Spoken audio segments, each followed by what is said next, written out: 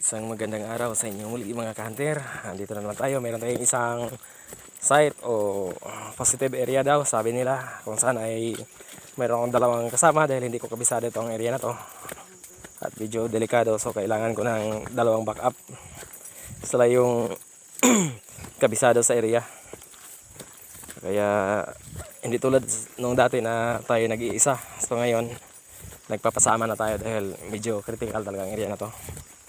At hindi tayo kilala sa area na ito, kaya nagdala tayo ng dalawang kasama. So ngayon, i-update ko kayo pag ando na kami sa area dahil sabi nga, ito ay dating pinuntahan na ng isang general ng Hapon. Kaya lang hindi natuloy dahil hinarang ng mga armadong kalalakihan, kaya umalis yung Hapon at hindi natuloy yung kanyang pakay. So ngayon, tayo ang magtutuloy nito kung sakaling mayroon man. Andito na tayo sa maliit na sapa. So ngayon yung palanas na bato ay mayroon tayong tinitignan. Meron tayong marker to eh. Ito marker to. Japanese character po yan. So ibig sabihin doon tayo sa baba. May crossing, creek crossing. Tapos sa baba ng crossing na creek may busay. Tapos may ano doon ng tubig. May talon at may linaw sa baba. So ngayon i-confirm natin sa ating dalawang kasama dahil sila yung kabisado sa area na to. Andun sila sa baba, nauna sa atin. So ayun, tingnan natin doon. Ito na nga ba eh. Ito na. Ipapahiwatig na. Isa. Tama. Hindi nagkamali yung basa natin. Marker. May marker sa taas. May crossing. Creek crossing. Sa bus pa. Kaya nakasulat dire sa taas na ay creek crossing sa ubos na ay gamay nga falls parehas ana. Nya na ay bangag parehas ani. Na dire tanawa marker.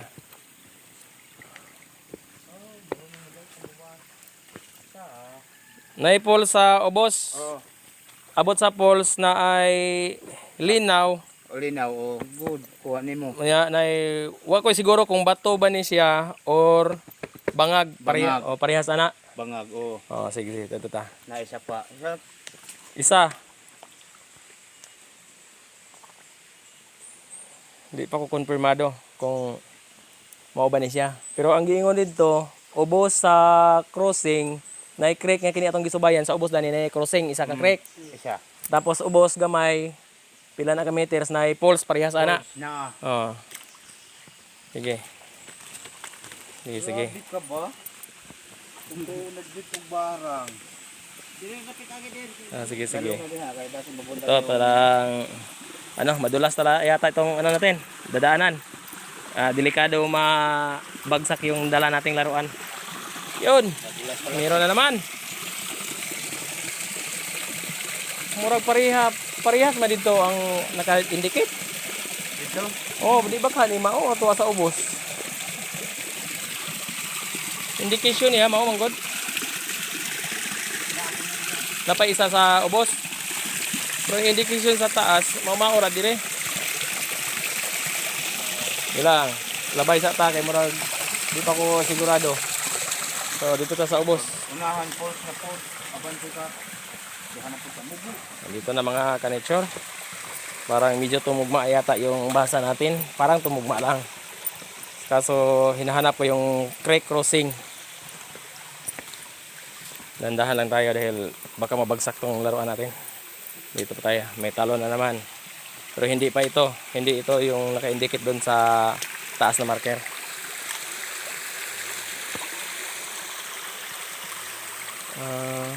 Dandahan lang tayo dahil meron akong tinitignan sa mga bato.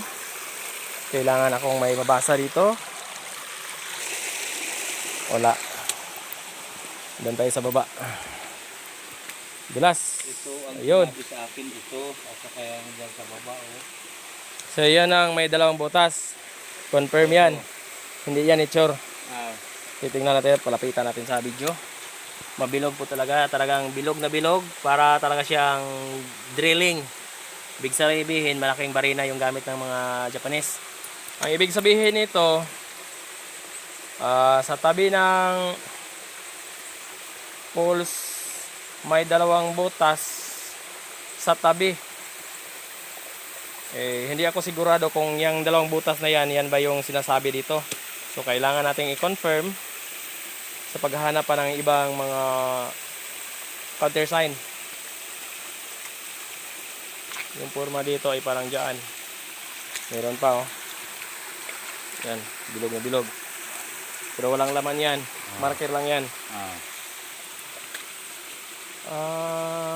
So, kailangan kong pumunta doon sa baba para i-confirm. Dahil ang butas na yan, kung hindi natin yan makikita doon sa baba, ayan na yung andun sa taas. At kung sakaling makita natin tong dalawang butas, ibig sabihin, sa bandang gilid ng medyo mahaba-habang talon ay mayroon ding dalawang butas. Hindi rin ako sigurado, baka ang tinutukoy ng butas na yan ay yan mismong butas na yan andyan. So ngayon babain natin ng konti para mas malinaw sa ating mga mata. Pinahawak ko muna yung laruan natin dahil baka babagsak, baka masira, kaya yun. So kailangan kong pumunta sa baba. At dito apat pala na butas to. 1, 2, 3, 4, bali 5. Dito ang sinabi na may nakuha. Baka nga. May takot dito. Yun nga. Titingnan natin dahil baka nga nakuha na yung marker. Bakas ito na eh. Bakas yan ng muel oh.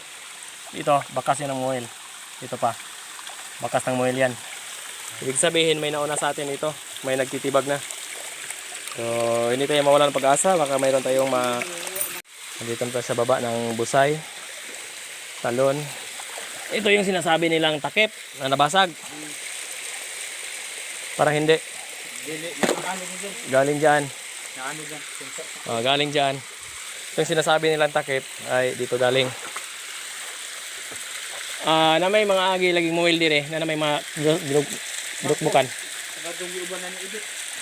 Takarag. Patakar bunal.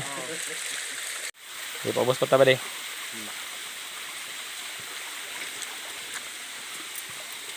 Pinahawak ko muna yung laruan. Baka tayo ay madulas.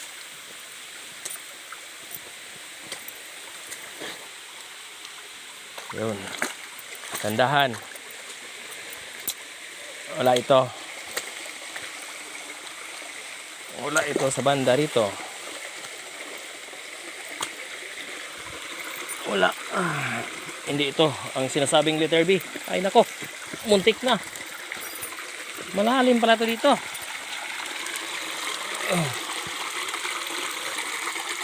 Baka ito siguro.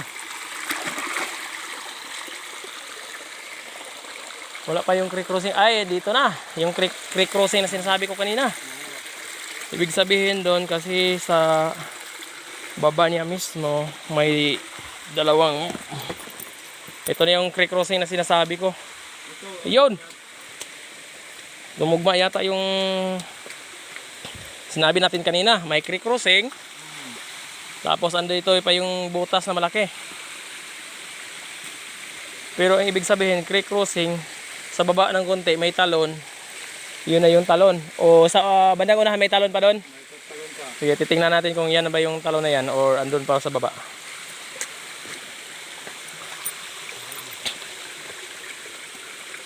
Titingnan muna natin dito. Ayan. Meron akong konting nakapa. Dali lang. Baka nga. Balikan na to eh. Siguraduhin ako kung mo ba ni. Ako saning pupuntahan ko yung konti dito. Yun. Kisa nagkaabot na? Ako. Ay ikaw. Oo.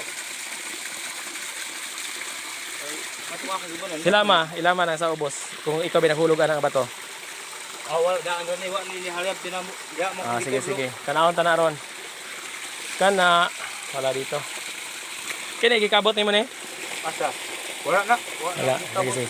Ito sa ubos sa bandang baba dahil andun yung andun yung ano tawag nating indication ng marker na kita natin sa taas.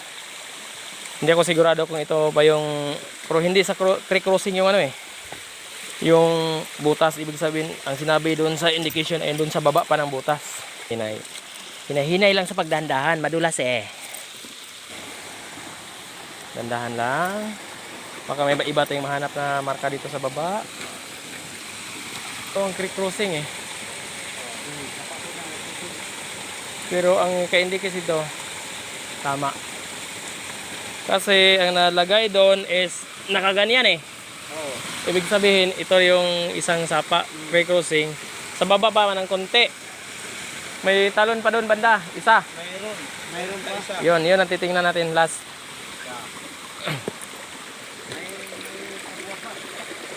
May sabwa pang talon doon. Kung sang butas ba niyan. Ang dami eh. May naglalaging dito. Malapit na mabulok yung kanilang mga kahoy, hindi pa nailabas. Yan ang pinakamahirap sa pagtitreasure. Hindi mo talaga agad-agad matukoy. Murag distansya naman. Nana? Pari. Saan dito na tayo? Sadyang hinarangan. Ito ay sadyang hinarangan. Parang sinadya talaga ito na maharangan yung tubig para doon mismo dadaan. Ay, malaki pang puno ng kahoy. So, dito banda, may titignan ako. Saan ko ito yung tubig palihis. Kailangan malihis yung tubig eh. Baka ito na yung sinabi ng hapon na may letter V na kanyang minarka. So, kailangan kong kapain ito. Kaso lang malalim eh. Lisod man ko. Kailangan mabalikan. Atong magsapipi. So, pila ka busay na pa ibusay sa luyo? Wala na. Dito sa ulo. Oo. Oo. Kaya atong gipangita, ang letter B, katong ingon niya, may sinabi naman siyang letter B, di ba? Nasa busay. Ito, hindi ako kumpirmado, kailangan kong makapayang banda dyan. Meron akong kakapain. So dito, andito na nga eh. May linaw, tapos sa katabi niya, may butas. Maliit lang, pero ang liit lang ng talon. Okay lang to, parang ito na yung confirm. Hindi na kailangan sa baba pa, malayo na yung sa baba. Hindi ko na tatangkain dyan sa baba. Ito na yon. Pero ba, dapat yung butas, dapat dito banda. Dapat dito banda, kasi yung sa indication, dito banda yung ano eh. Butas. Gilang, hayaan mo na. Kaya lang natin, huwag tayong masyadong magmadali. May creek crossing rin. Pero hindi ito. Hindi ito yun. Hindi ito yun. Ito, naka-letter V. Baka ito na yung sinasabi ng hapon. Yan, parang letter B rin yan. Yan, letter B din yun. Hanggang dito lang tayo. Babalik na tayo dun sa bandang taas. Muna yung ipahubsan. Oo, kay diri man siya. Di ko niya saya ko kito. Pag-hob siya ako diha, di ko na pagtubo.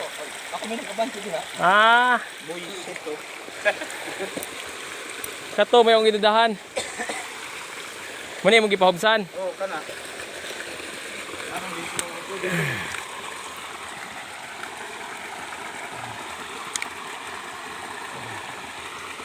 Parang paa rin, di ba? Left side ng paa. Ayun nga. Hindi natin ano. Yan. Parang paa nga ito. Kaliwang paa. Yan. Malinaw yan. Yan. Kaliwang paa talaga yan. Sige, kaliwa. Maging sa kanan. Unsay nakuha nimo pagkabot nimo diri dapit? Wala. Kini nga tungod sa kuan imo nang gikuot. Oo. Nay bato diha nga tibugol wala. Wala man. Wala. Pinta. Kaya mo man yung naka-indicate ko dito. Sa ibabaw. Kani? Oo, kaya ibabaw na yung area.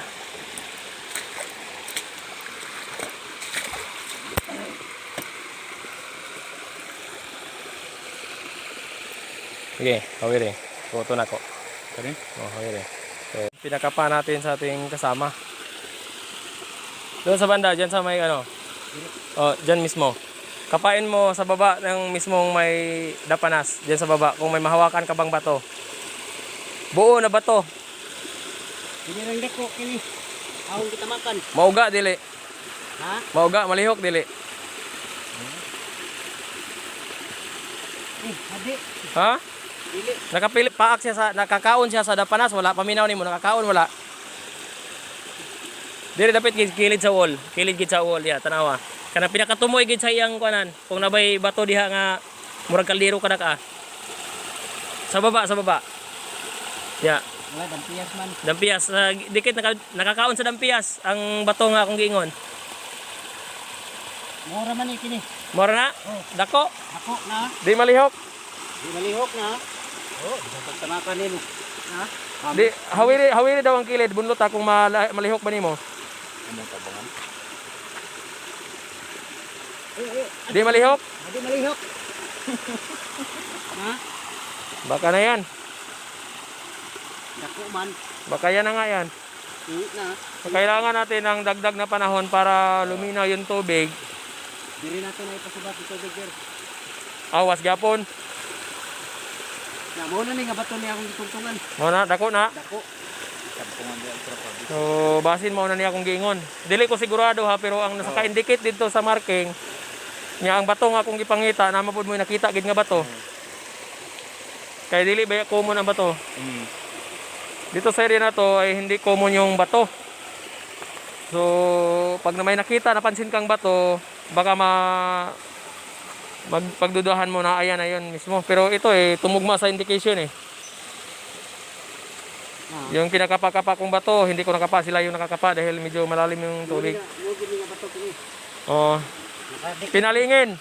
Oh, Medyo pinalingin. oh, mo gani ni. Buhi nga bato, buhi. So buhi ni na. Oh. Sige, kamo daw ha. Testingig lihok, kung malihok, wala. Pero di gani malihok. Baka nga. Nga may do man ni. Oh, bangil man na niya para di siya malihok. Yan ang kuan, bali pugong. Siguro.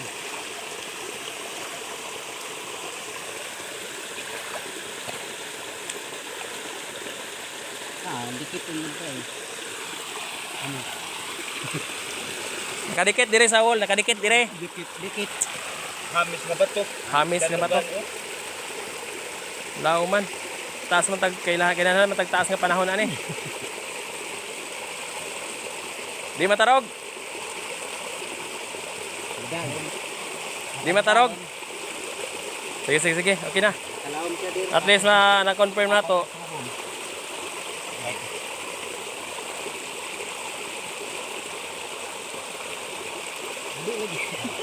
Di matarog. Hindi raw mauuga. Kahit anong gawin nila, hindi mauuga. Pag yan ang takip, hindi talaga yan mauuga. Dahil pinalamon yan Ayaw. Wag na pilitin. Sige. Balikan natin yung sa taas, bandang taas. Balikan natin. Yun ang titirahin natin sa bandang taas. So ayan na po mga ka-hunter. Ayun yung malaking butas. Tapos dito kami sa may creek crossing Tumitira. At ito na yung mga na hukay naming mga laman ng butas yan. Kung titingnan mo, maliit lang yung butas na yan pero napakalalim. Kailangan naming malaman kung ano yung pinaka-flooring, kung ano yung makapa namin sa pinaka-flooring.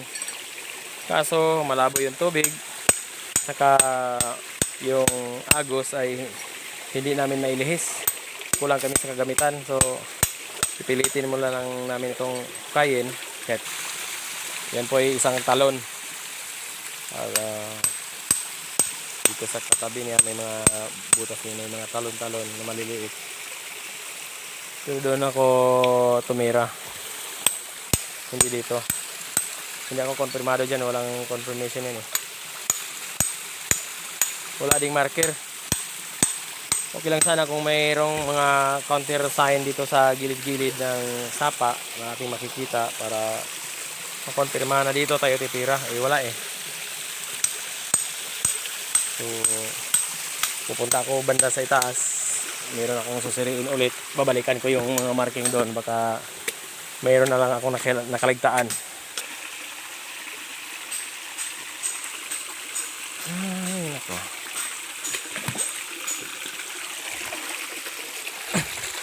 Malalim mga butas dito. Talon na ito ay napakaraming butas.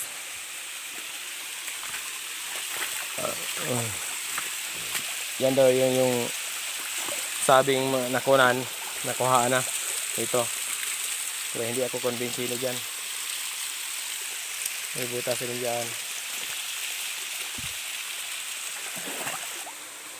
Yun. Isang punong-puno ng kaniyang mga itlog. Daming itlog niya, oh. Hayaan natin siyang yan. Umuhay ka dyan. Alis na. Okay. Ano nangyari?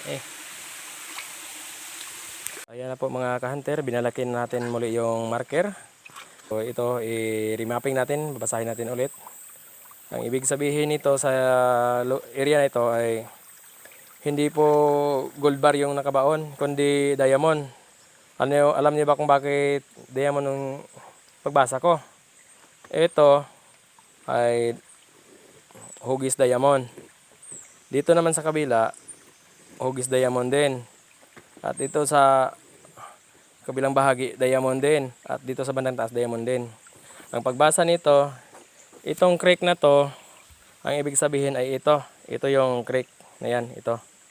Pagdating doon sa banda, yung tinira namin kanina, ay ipakita ko na yung malaking butas. So ngayon, dahil sa pagbasa ko ulit, ay nabasa ko na yun pala talaga yun ang linalagyan ng diamond. So ang diamond na nakabaon doon ay 99% na yun ay nagporma sila ng hugis, itlog na kung titingnan mo ay bato, pero simento yon. Doon pinalaman yung diamond. So pagdating doon sa baba niya ng konti, andun yung isang creek na naman na dumugtong dito. So nakita namin yun kanina. Pagdating doon sa baba, doon sa may kinakapa ko, meron namang butas doon, di ba? So ito na naman yun. Dito rin may nakalagay na diamond. So nang tiningnan ko ng masyado itong maps to na to, ay may nakikita ako isang kahon. So ibig sabihin, maliban sa diamond na nakabaon dito, ay meron pang nakasiminto na kahon. Hindi ko lang ito matukoy dahil maliban dito sa creek na binabaybay natin kanina, ay meron pang isang creek doon sa bandang likuran ng tinatawag nilang bundok na yon. Yun ang pinaplano naming aakyatin. So may isang creek din doon. At sa pagtawid mo sa creek na yon, andon yung malaking simento ng pinagbaunan ng ginto. At ito na yon. Papakita ko sa inyo ng malapitan. Ito yung kahon. Simentado yan. Sa tansya ko, ang simento na yon ay singlaki ng plywood. Hugis plywood. 8 yung haba, 4 yung lapad. Andun sa tawid ng isang creek. So ngayon, magtatanong tayo ulit.